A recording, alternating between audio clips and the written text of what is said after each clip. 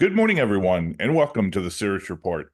My name is Ken Shorgen. I'm here with London Paul, and it's interesting that we had a recent podcast over what some of the ramifications of Kursk and Russian movement in Ukraine itself, but there appears to now be some retaliation. I mean, it's speculation a little bit that Russia made some serious retaliation due to the attack on their own soil and the drone attacks going into uh, Belgorod and other places. But this attack using the Iskander on the Poltava Military Academy has really shook, in my opinion, some of the leadership in Ukraine as well as in NATO countries. Anyway, Paul, I want to thank you as always for being a part of this discussion. And things really started escalating in the last couple of days. Yeah, and likewise, thanks for joining me. Yeah, basically what happened is, as you said a few days ago, there was the Iskander missile struck. Well,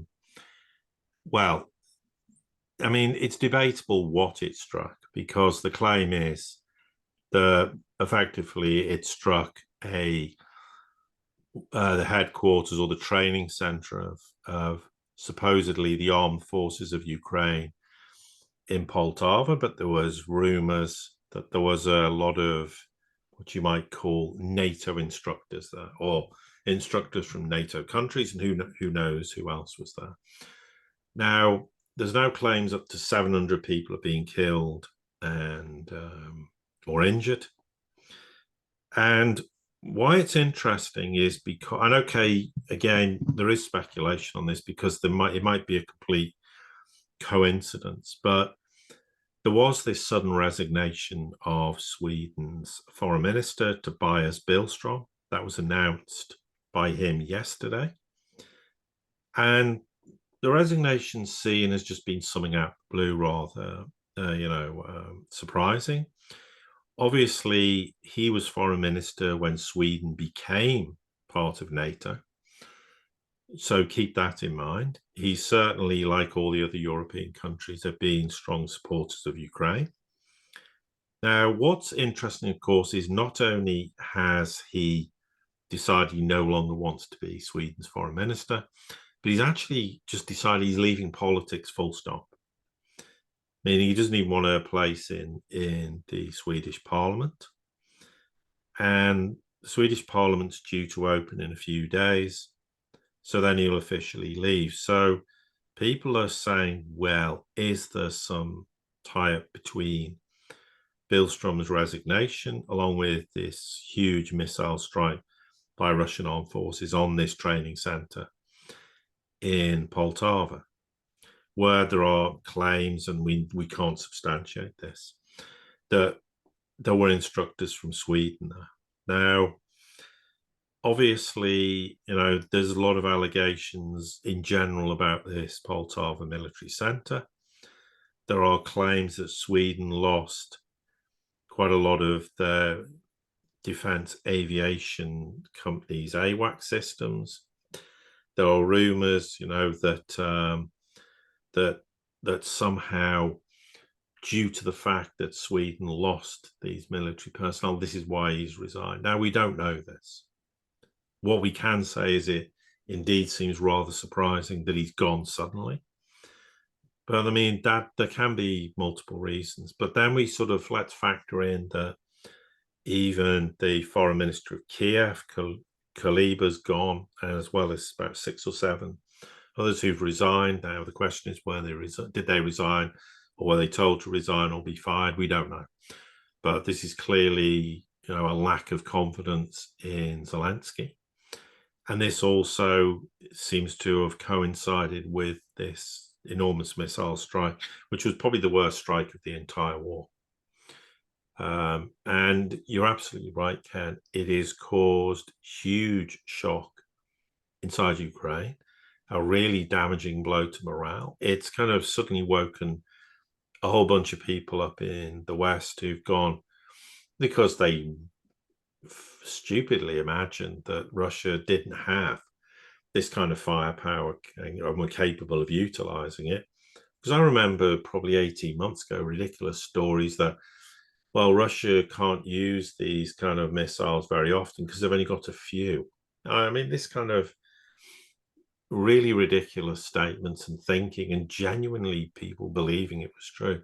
Well, this is kind of proved, as well as the recent large-scale attack across 20 plus sites in Ukraine, that Russia has enormous firepower that it hasn't utilized. And therefore, maybe Billstrom did resign on this basis. And this statement I'm going to make, people may profusely disagree with it or be very shocked that I'm saying it. And you would be surprised how many of these people in government positions across Western nations who genuinely have no idea that a lot of the things they believe is propaganda. And that can be because of their progress through the political systems in their countries, or just generally, you know, maybe quite a lot of them have very anti-Russian sort of standing and beliefs, and that's true for some of them. We certainly know that's the case. But they genuinely believe what they're told. They genuinely believe that Russia is losing. They genuinely imagine that somehow that the Ukraine will prevail, and you know, every game changer that fails is not a failed game changer. So when something like this happens, maybe that's why Billstrom's left. But I then thought about this and said to Ken that maybe this is a broader discussion point, I think, that's worth having, which is, if the war progresses on this basis, however long the war lasts for, first off, there's that to deal with. Then there's the question, what's the fallout when the war ends? And there's a number of sections to this. What's the fallout in Ukraine itself? What's the fallout in Europe?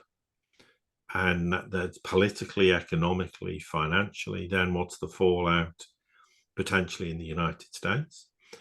And it raises a number of interesting questions, because if Billstrom has gone because he's gone, he totally finds it unacceptable that however many, maybe Swedish instructor stroke who else was there, we don't know, has perished in this missile strike.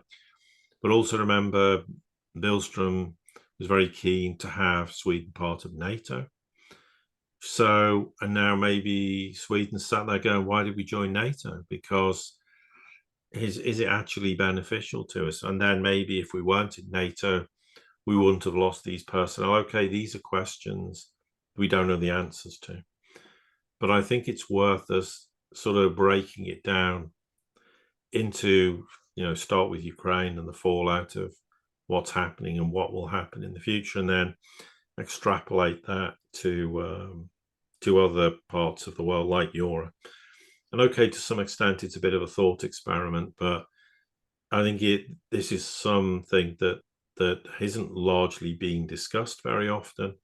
But I think we're at the point where if Billstrom's the tip of the iceberg, then it's worth discussing the iceberg. I very much agree. And, you know, the interesting thing is both Sweden and Finland have been nearly as vociferous in their hatred. Hatred may be too high a word, but their antithesis of Russia, along with Poland. Poland is just on a level of its own. You know, it's got a historical background that it can't seem to forgive and forget. But it was interesting, both Sweden and Finland now, all of a sudden, in the midst of the Ukrainian conflict, they decide that they have to join NATO, and there was no threat against them. It was more a political stunt, whether they were pressured or whether they just had this ideological push. And as you mentioned, Billstrom was the key component for Sweden to get into NATO. Now, how quickly, and one of the more significant things is not just resigning his post, but getting out of politics altogether, which really screams that something happened in that attack that either shook him internally, or is going to have some massive ramifications for him as a politician. So you might as well get out now. I mean, yeah, but The can we also have to factor in it? There is a chance it's coincidental, and there's some of the reason why he's walked away. I mean, it might be I mean, you might be absolutely correct, but equally, we have to present the flip side that it might just be a coincidence, which it could be. well, exactly. I'm just laying out the foundation of this guy, which you did quite well. And the interesting thing, and yeah, I threw out a little speculative point, but the other side of the coin is taking this into the big context. I truly think more than anything, especially the way Russia has just continued Kursk failure, and Russia's continued through its objectives in Ukraine right now. This is going to be really the microcosm of what you see across NATO and a lot of the EU nations. They're going to flee and dump. They're going to. This is my opinion here, but we've already started to see it. They're not putting as much money. Germany has already said we're not giving any more. They're not going to give as much money. They're not going to give as much arms. And this is potentially two instances where European nations have sent over their specialists and they've just been obliterated. And if this is the case, these countries really can't afford to lose some of their best technicians, advisors, soldiers, or whomever. And they suddenly, it's just a realization that Ukraine, the what we expected to get out of Ukraine is pretty much done, and we've got to scramble to save whatever we have left, both in political face and in our own protection.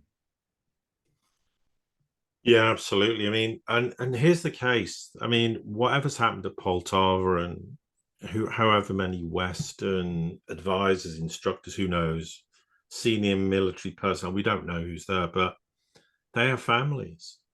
So the question then could be asked, well, what happened to them? And it, whilst I don't want to blow this out of proportion, there are, it starts a snowballing effect. And certainly whether Billstrom relates to this or not, but let's just park Billstrom. Let's just look in the broader context. If military personnel who have families who might be from other NATO countries start coming home in coffins, then questions will be asked, and suddenly people will be going, hang on, what's really going on here? And of course, this is bad enough if Ukraine's winning the war and winning it quite decisively, which of course it's the exact opposite. But it's quite something else when Ukraine's clearly losing the war. And maybe, suddenly something like Poltava is being a massive wake-up call for people in the West who genuinely imagine this alternative reality of how the war's panning out and what's happening. I mean, there was all this almost hysteria when Ukraine invaded Kursk, that somehow this was the game changer in the war. Of course, now everybody knows it's the exact opposite. So, maybe if we start with Ukraine, I mean, you're seeing all these political resignations, and that's because politically, Zelensky is having to shake things up because Kursk was a complete failure. Now, okay, the question is, what part in that decision making was he? Did he just do what someone suggested, or was he the one insisting on it happening? But clearly, there are politicians who are going to want to walk away from this because there comes a point where they're going to realize the game's up, and they don't want to be around when the proverbial hits the fan. Because domestically, the question will come eventually through the Ukrainian people. Well, how many people have died? I mean, again, all the people who've died will have families who'll know that they've passed on. And there'll be a wider consensus that huge amounts of Ukrainians have died in a war they couldn't win. Of course, the question then is, what's it done to the nation economically, financially? And then the question, of course, is going to come about, well, who's going to rebuild Ukraine? Because the West is not going to rebuild it. Then there's the question, well, how much of Ukraine's assets have already been sold off to whoever, and whoever is a black box. There's a lot of speculation as to whoever is, but again, we don't know. Probably Western institutions, but if that's happened, then what are the Ukrainian people going to make of that? And then the question is, well, when the West wants to wash its hands of all this and walk away because politicians don't want to be left holding the proverbial bag, then who's going to be there to pick up the pieces? Well, ironically, it's probably going to end up being the Russians, and to some extent the Chinese will finance the rebuilding. But so there's all these very unanswered questions, and we already know that inside Ukraine there's a lot of people who are fed up of the war. They don't want to talk about it. They're frightened to do so because they fear what the ramifications will be. We know there's countless people being mobilized who are trying to do everything to avoid being mobilized. There's plenty of footage of that doing the rounds, which is clear evidence of precisely that point. So as that continues to build, and if Russia does more Poltavas and Russia does break through completely in Donetsk, and then there's no defense lines, so where are they going to go to? They'll have to defend on the west bank of the Dnieper River. So suddenly the optics look horrendous for the West as well. So there is all those internal problems in Ukraine to deal with, the political fallout, the economic, societal fallout. And that therefore creates enormous instability inside the country itself. I noticed, interestingly, today that the Russians have basically come out and said about Transnistria, which is that little strip of which was part of Moldova. Well, okay, there's the legal implications, is it or isn't it? But it's got about 200,000 ethnic Russians there. There's Russian forces there. Suddenly there's concerns from the Russian side that there may be some plans to invade there. Maybe it's the Ukrainians. Maybe they feel that because Ukraine's desperate, they'll try provocations there. They've basically said, if you do that, it's an attack on Russia. So they're giving them warning about that. So clearly there's concerns about what the Ukrainians may do next. But if Russia continues on the current trajectory, then there's clearly going to be enormous fallout domestically. And then, of course, having assessed what happens domestically, what's the fallout for, let's start with Europe, because there's all the politicians who basically don't make any of their own decisions. They just get told what to say. So no matter what their personal opinions might be, they will believe everything they've been told because they're conditioned and trained to think that way. So for them suddenly to have a complete 180 in terms of their understanding and their perception of the war and what's happening, then they're going to all start panicking. Then do we see mass resignations across Europe in terms of people going, well, I don't want to be here when the fallout hits Europe, because then the question's going to be, I think you can break it down into a number of broad points. Firstly, people are going to start going, what's the point of NATO? Because Russia defeated NATO effectively in Ukraine. We were told that Russia would be defeated, and it didn't happen. So questions will start to be asked about NATO and whether it protects Europe from anything, which it doesn't. Then there's going to be questions, well, how much money was really spent when economies like Germany, France, Italy, etc., are all cratering increasingly on a near daily, weekly basis. Just look at Volkswagen and the problems inside Germany they're now suffering, which is growing exponentially. And that's just one small example of a far broader problem. So there's that to contend with. Then we saw the political fallout. Okay, there are only state elections in Thuringia and in Saxony, where the AfD came in first and second, respectively. Okay, they didn't have a majority, and no one will form a political government with them in the future or in these state elections, because they need to get at least 50% to be the majority party. But this puts enormous pressure now on the traffic light coalition in Germany, which has failed completely anyway. So there's all these things stacking up, and eventually the question is, in European countries, people are going to ask, well, you spent hundreds of billions of euros and nothing, it was a complete failure.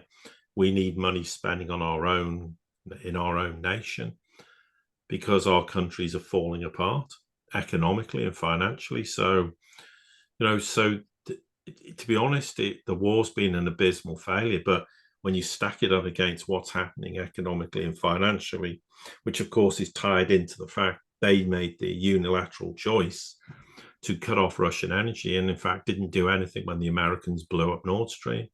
They actually have the audacity in some quarters to claim it was Russia's choice to cut off the energy supply, expecting people to believe this and not realize, well, hang on a minute, what happened with Nord Stream?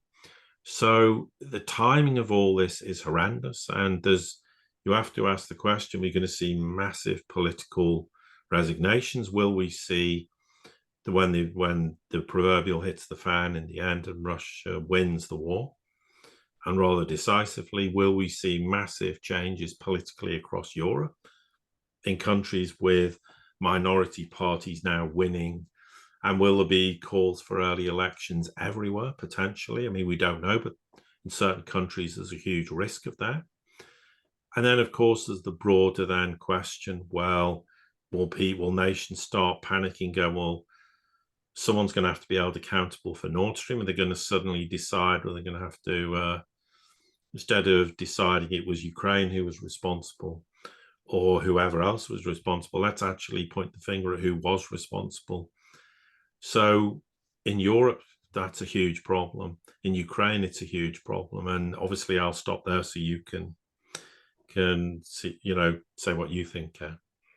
Yeah, I think really a final closing point that may be coincidence, may not be, but is a continuation of what you just said about the ramifications for Europe in the coming months, years, due to the fallout of Ukraine.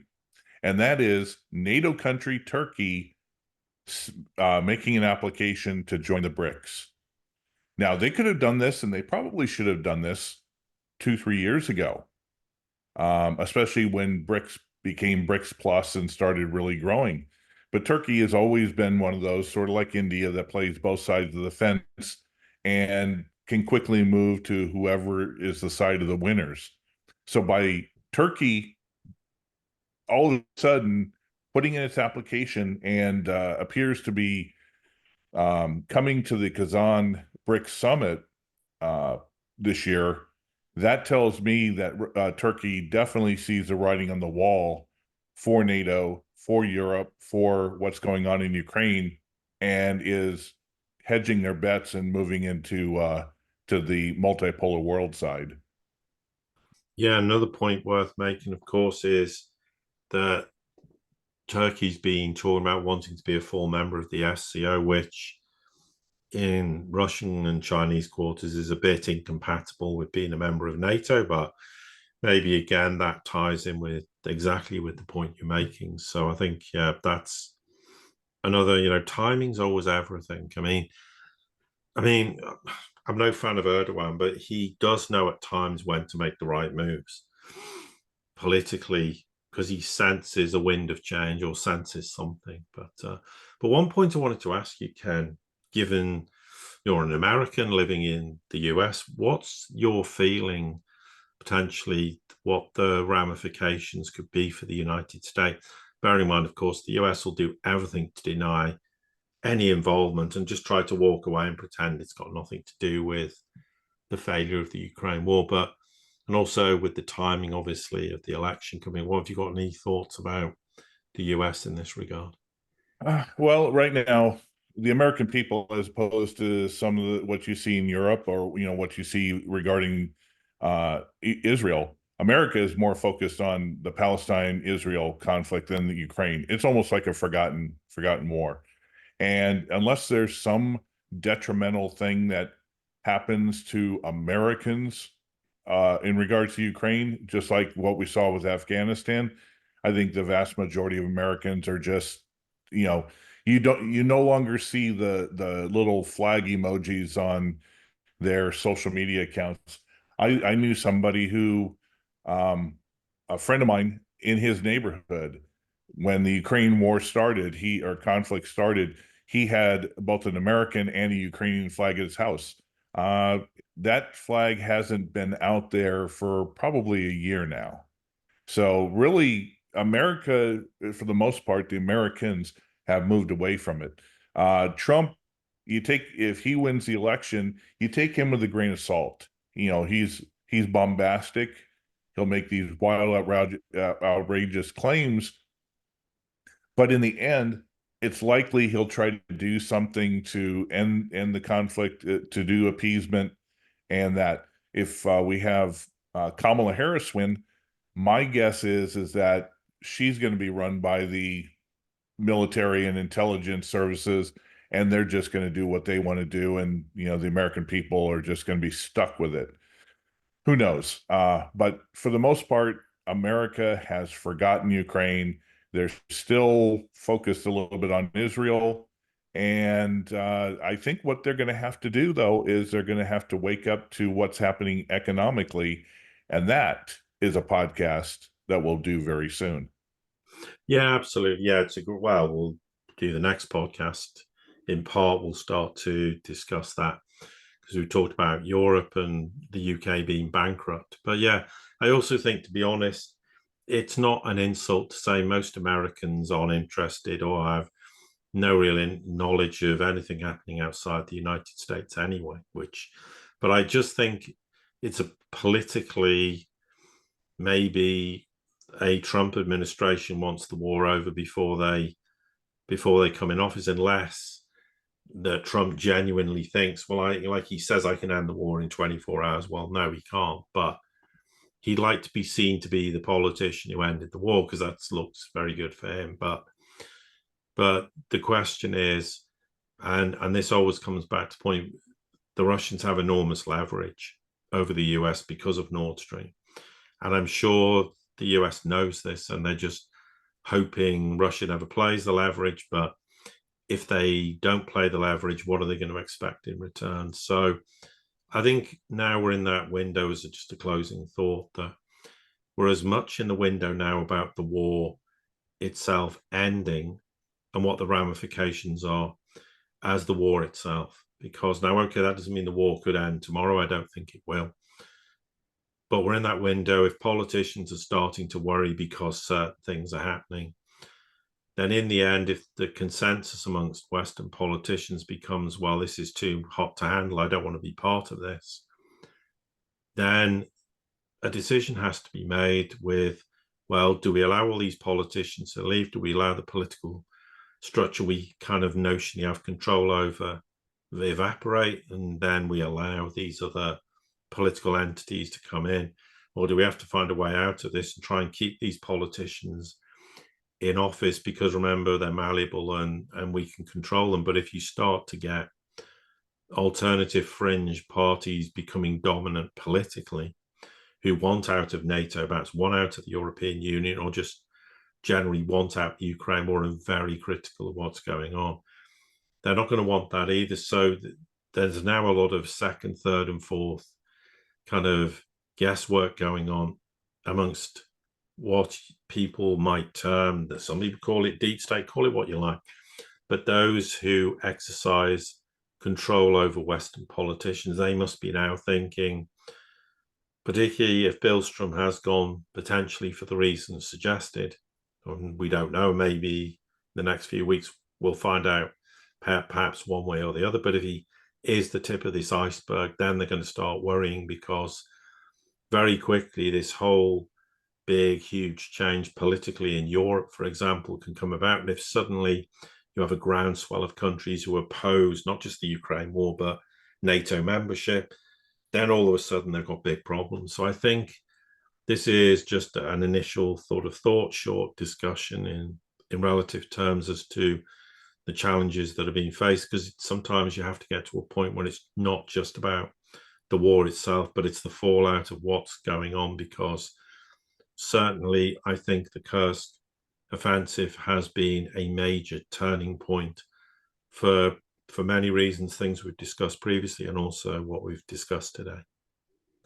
Exactly. And, we can't make any speculations in this aspect, but the populous cycle of frequency cycle that happens every second and third decade of every century usually has a war cycle, and then an economic cycle, and then a political cycle. And after what's going to happen with the economics, especially of Europe, so you just don't know who's going to be in control at the end of it, especially if things get worse economically. And it appears that that's going to happen due to some of the ramifications of the Ukraine conflict. Anyway, Paul, I want to thank you as always for being a part of this great discussion. Yes, and likewise. And to everybody here, thank you for being a part of the community, the Sirius Report. And until the next time we get together, don't forget to subscribe, comment, like, share this with others, and we will see you very soon. Yeah, and I'll just say, obviously, thank you as well for listening and subscribing and supporting us. And I'll say goodbye.